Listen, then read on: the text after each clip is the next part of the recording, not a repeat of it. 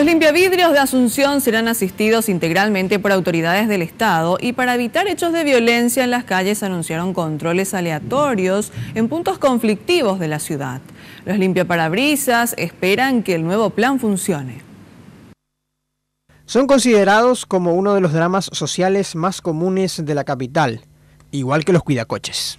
El caso del juez electoral con una limpiavidrios y la lluvia de críticas movilizó al intendente de Asunción.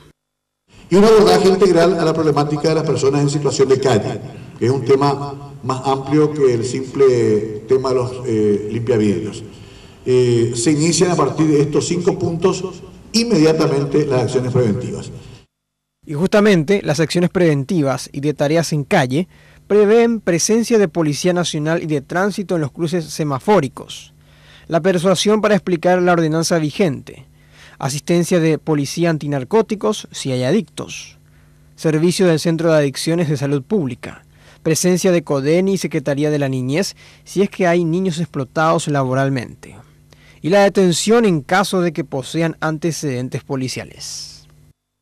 Se tienen identificados 8 puntos críticos, pero existen más que serán controlados.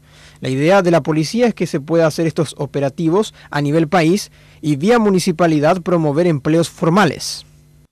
Porque una vez que se hace un relevamiento del dato de los lugares, tenemos que tener en cuenta que hay niños en el lugar, de que hay personas con alguna dificultad física.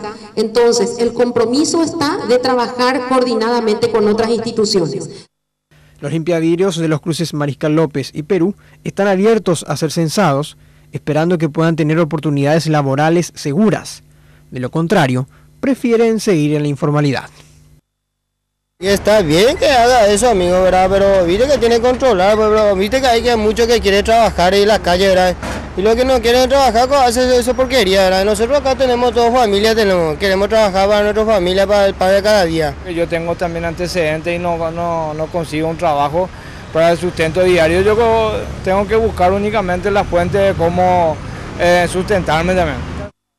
Teniendo en cuenta la falta de recursos económicos de los informales, se tratará de no llegar a las multas. Si usted observara o es víctima de algún limpiavidrios violento, denuncie inmediatamente al sistema 911.